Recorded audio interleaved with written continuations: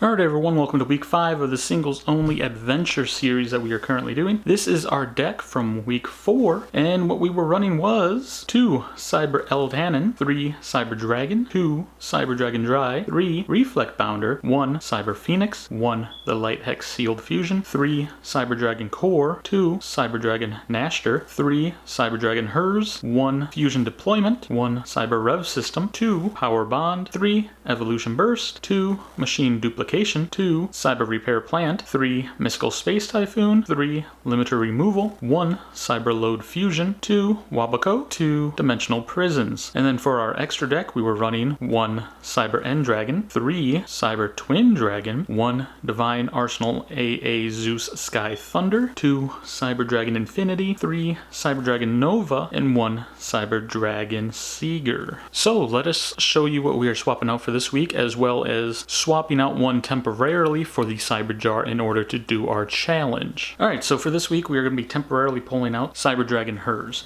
Now the reason we're doing this is because I think I can get away with just 2 of them, because Core is still more important at the moment than Hers, and in his place we will be swapping in the Cyber Jar. Now remember, the challenge is to get it off at least once on either a human player or 4 times minimum, and this is the effect, mind you, to activate the effect 4 times minimum against the AI. Either one will count as a win, so hopefully we can do that this week. And then for the actual 3 cards we are pulling out, 1 Power Bond, 1 Evolution Burst, and 1 Cyber Repair Plant. Now the reason we're pulling out an Evolution Burst over the Mystical Space Typhoon is because Evolution Burst does require a Cyber Dragon on the field. While that's not entirely hard, and it does give us more options to destroy, it's just easier and at the moment more important to have back row destruction. And this way I don't nullify an attack that I could have possibly done. In their place for this week we are adding in 3 Clockwork Knights. Now these will become very important, one because they turn all opponents' monsters on the field into machine, and it will also lower their attack by 500 while increasing our own machine's attack power by 500 in turn. But the reason why they will be important is because the other 2 cards we are adding in 2 different versions of Chimera Tech Fortress Dragon, and because the requirement for this is 1 Cyber Dragon plus at least 1 machine monster. Now the reason Clockwork Knight is important is because, again, it does turn the opponent's monsters into machines, and we can use machines from either field in order to fuse into this monster. And for every monster that is used for material, it gains 1,000 attacks. So let's say, you know, we had a full field,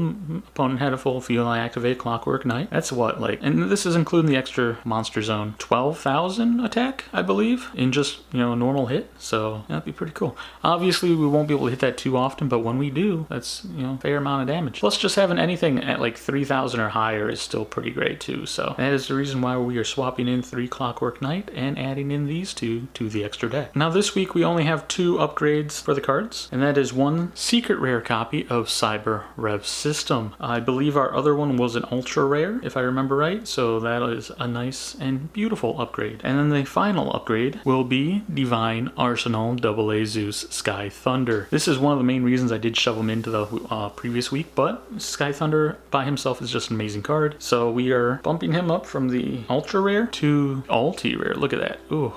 Again, ulti-rares just hit nice sometimes. Not always, but sometimes. So, as every week, I will be including the price points for these cards as well as our remaining budget, and they will be here somewhere on screen at this point. Now, let us get into the duels. 4 to 6 days later.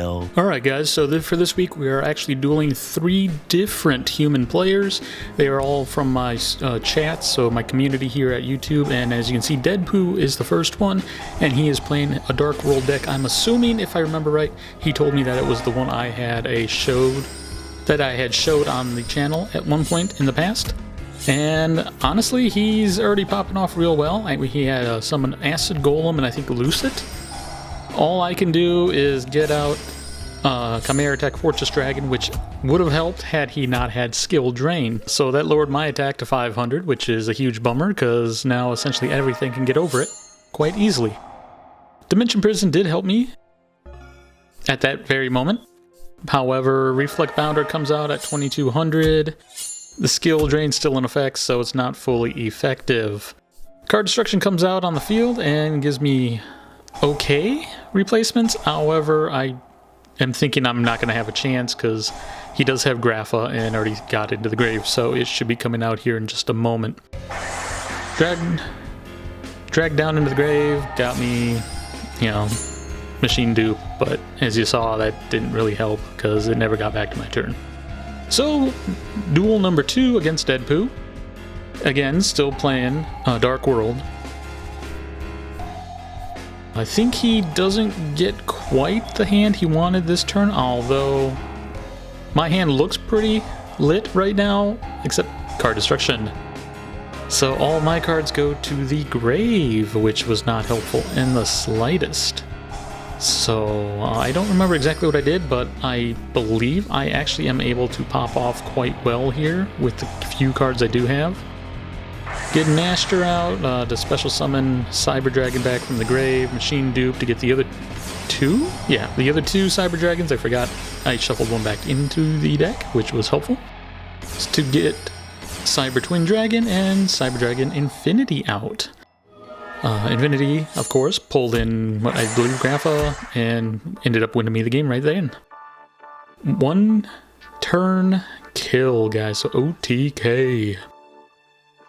Then the final duel for this first match.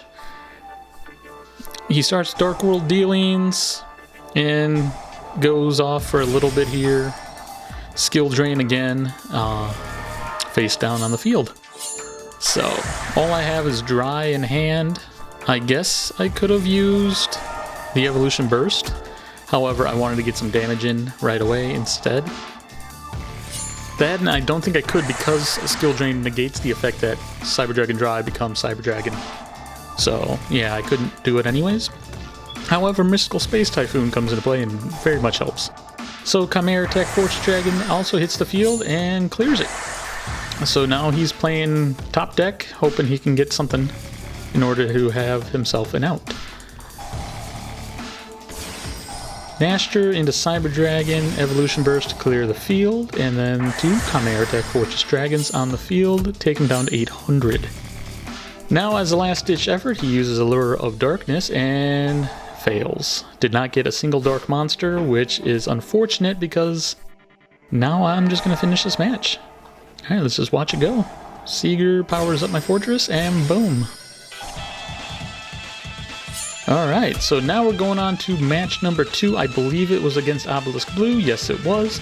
And he is playing an Exodia type deck. I was not prepared for this.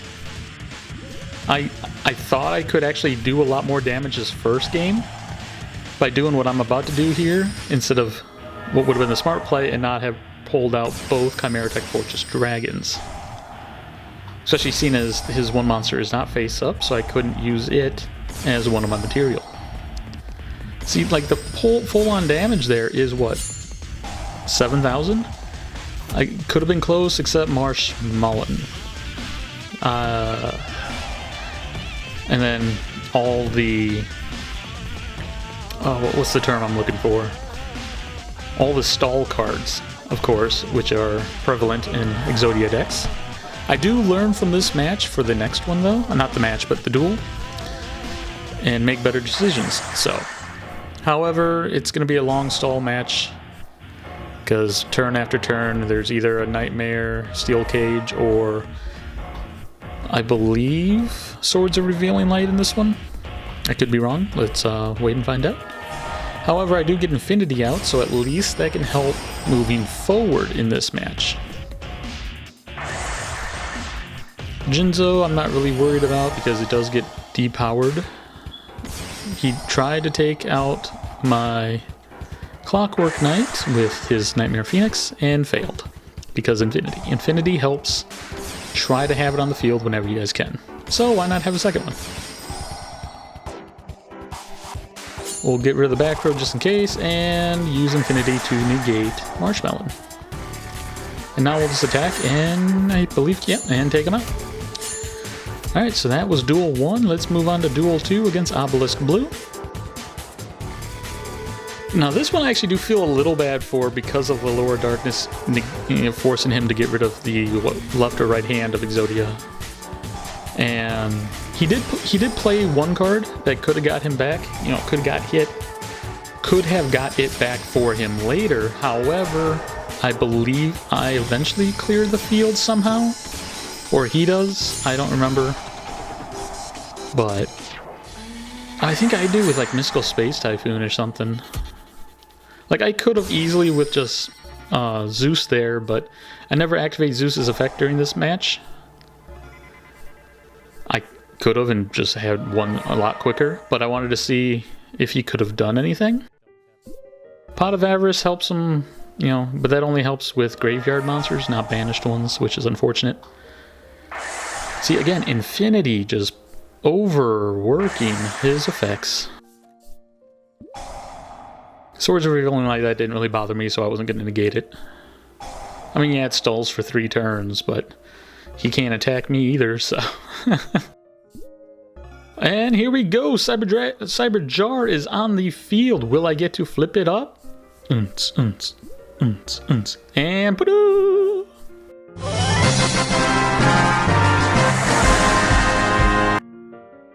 I completed the challenge week 1. By that I mean the first week that we had it. So I'm heckin' excited because that again was against a human player, not AI. So I only had to do it once.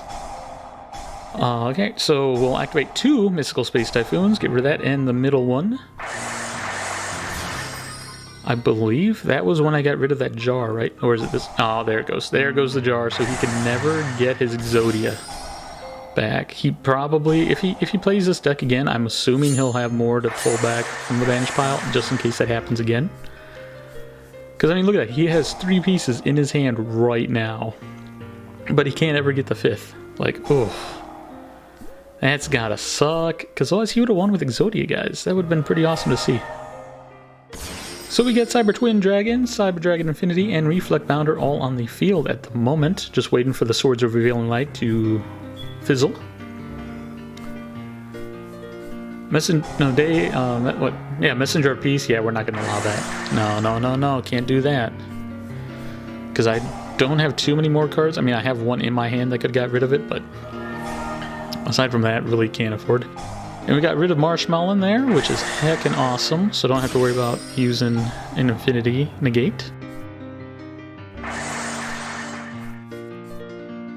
So at this point, I think it's pretty much a foregone conclusion that I'm about to win.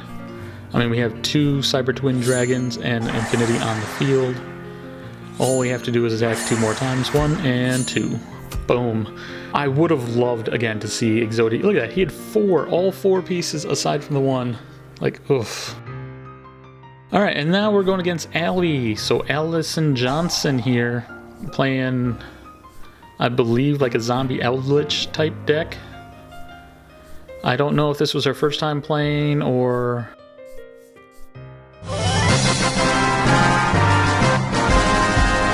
Actually, that looks familiar. It might actually be another one of my previous decks that I posted a long time ago with some changes. Because obviously with ban list and forbidden list the changes that have happened since I released these decks, some things had to get swapped. Like, I think with... Oh, what was it? The Exodia deck? Because he asked for a list I had too. I believe I had Mystic Mine in there, and as we all know, that is now banned. So we had to swap it. Well, technically, he had to swap it with some things, so I don't know what he swapped them with. But Mud Dragon of the Swamp actually helped. You know, I think it killed one of my monsters off or something. Because I think she used Super Poly. I was going off on a tangent. I wasn't really paying attention. That is my bad. However, as you can see, you know, Eldlich is Eldlich. It just recurs a lot of... Yeah, so...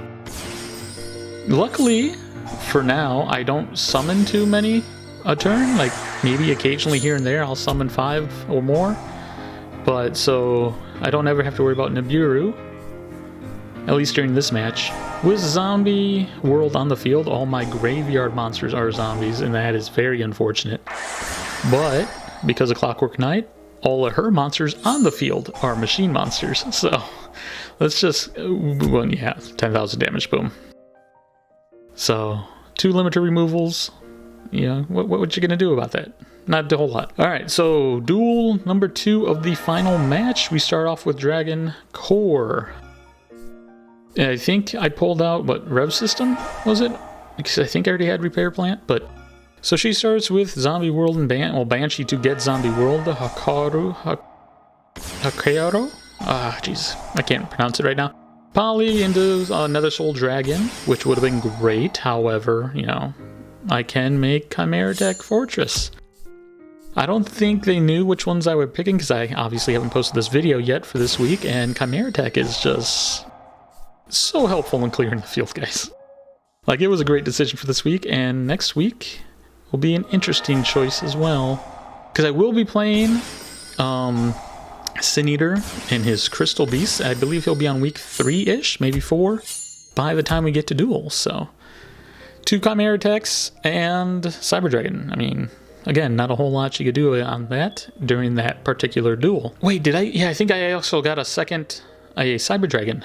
Not Cyber Dragon, but Cyber Jar activated. So, you know, we got 2 instead of just the one that we needed, guys. Heck yeah. Anyways, here's the deck again that we were running this week. And the extra deck. A lot of this may or may not change next week. So we'll have to see. However, week 7, super spoiler, I am going to be spending a lot of my budget that I have been saving up in order to fill out some pricier cards that I've been wanting to try in this deck. So, yeah, that'll be pretty awesome. And, you know, let me know what you guys think. If you guys think I should add anything, remove anything, you know, post in the comments below. Yeah.